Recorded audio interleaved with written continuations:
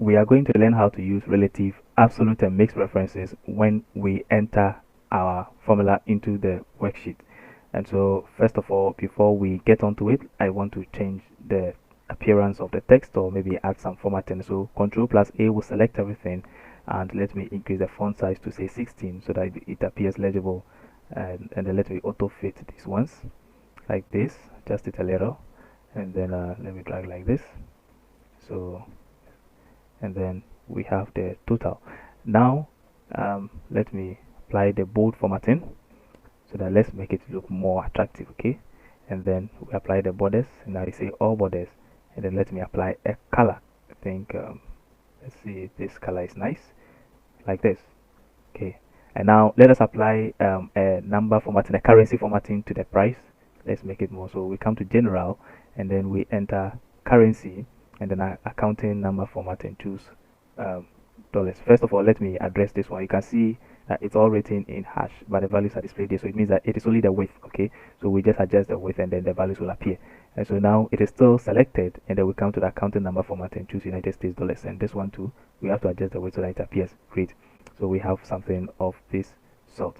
Okay, now we wish to calculate the total sales, but before that we said we are going to learn how to use relative, absolute, and mixed references whenever we enter a formula. And so whenever you use a cell reference in a formula, you can, or a range reference, you can use three types of references.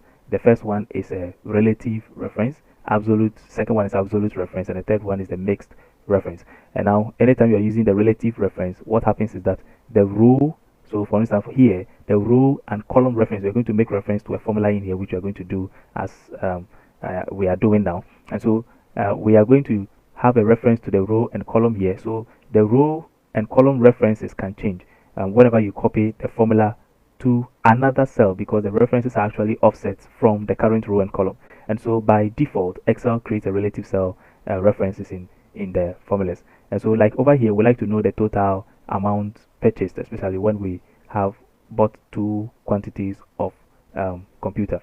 And so here we enter our formula equal sign, and then we are going to multiply the value in cell B2 by the value in cell C2. And so we type B2, and just like it has been done here, then we multiply by this cell. Now we can type the C2 manually here, or we can just click on the cell and it will add up like this. Great. And then we press enter, and as you can see, let me adjust the width. And so we have $2,000. 2 times $1,000 is $2,000. Now when you click on this cell, you can see in the formula bar we have the formula that has been presented here in the formula bar. So we have equal sign, we have B2 multiplying C2, so the formula is a multiplication of B2 and then that of C2.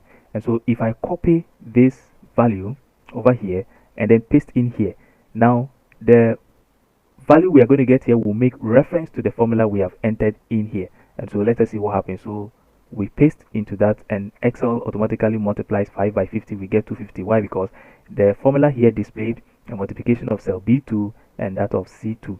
And so when we copied and pasted here, it made a relative reference to the formula and also made it B3 times C3. So you can copy this one also into this cell, and it will make it B4 times C4. So it will still make relative reference to them. Let's take advantage of the autofill feature and then click on the fill handle and drag down to automatically multiply those values for us. And so when you click on this one, it makes a reference to these ones as B4 times C4. This one is also a B5 times C5 as it's here, and this is a B6 times C6. And so we get the value here. So B6 times C6, and we get this particular result. Now what we want to do is to have an understanding of an absolute reference. So let us erase these ones. Great. Let us erase them, and then let me adjust the width so that it doesn't give us those art symbols. And then so the absolute reference, now what we do is that the row and column references don't change when you copy the formula, because the reference is to an actual cell address.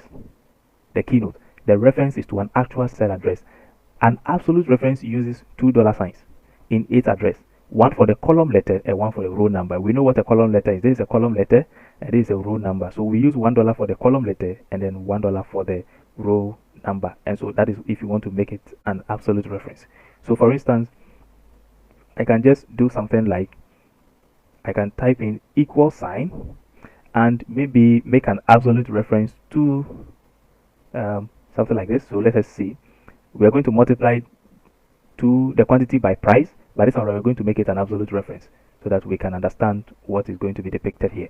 And so we will type the dollar symbol to the column letter of this value that we want to enter, and that is P, and another dollar symbol to the row number, which is 2, and it has selected that kind of cell. And then we are going to multiply this value by, we apply a dollar, and then C, another dollar to the row number, which is 2, and then when we enter, we will get the result as 2000. But because we entered the dollar symbol, one for the column letter and one for the row number, and then we had this result, if you copy and then you paste into this cell, it will not make a relative reference and adjust accordingly. It will only input the value for you, the same formula. Meanwhile, 2000 is not the result of 5 times 50, and so this is what happens when we talk about making absolute reference. So it will copy the value and the formula exactly into the same into the cell that you paste into, and so it will only make an absolute reference and will give the number accordingly, but not make a relative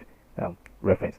And so this is what happens when you do something like that. We can also have the mixed reference, and let us see how that one also works.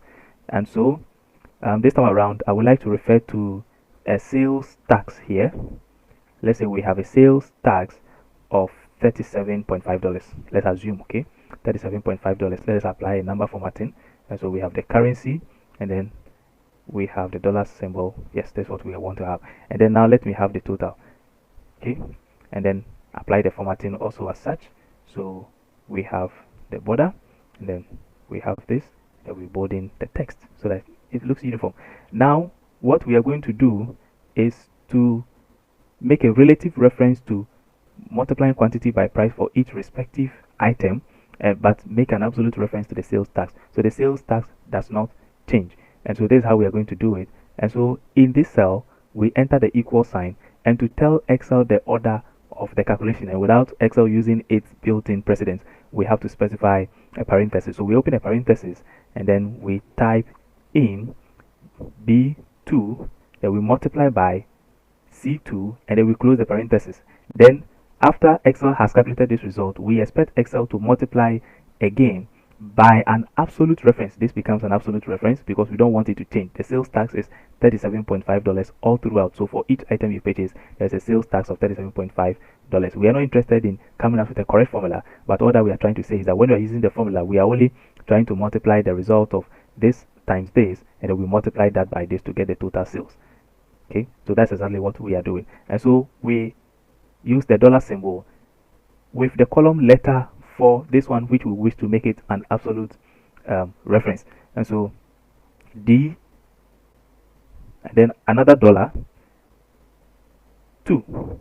So we are making this one an absolute reference, but this still remains as relative reference. And then when we finish with that, we just press enter, and what happens is that Excel multiplies 2 times 1000, and then whatever result that you get, which is a 2000, it multiplies that by the $37.5 dollars, and then we get this particular result. We can apply the currency formatting later on.